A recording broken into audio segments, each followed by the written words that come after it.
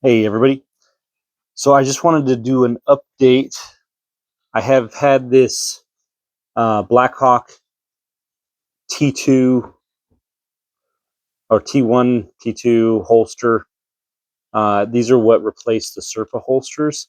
And I had been having trouble with fitment with the shadow systems. And I think I figured out why. This retention screw down here was just like super tight. And this was pinching real hard down here.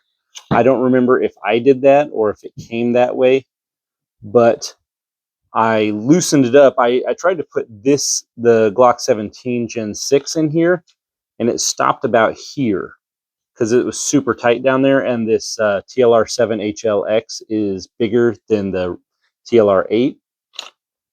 So I was looking at it, and I was like, well, it's not fitting, so I'll try loosening that up. And with it loose, you hear that click? It does work. So pull on it.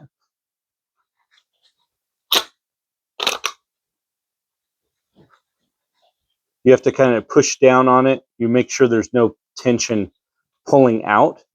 And then you depress the thumb release and it goes out. Well, once I got that to work, it's also working much better on the Shadow System DR920. So whatever, if I tighten that down, I don't remember if it came that way, but now it works much better. This is the Glock 17 TLR 7 HL-X. This is the DR920 with the TLR 8 Streamlight. Both of them. So you try to pull it out, won't go.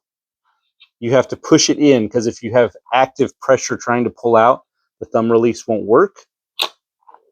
Push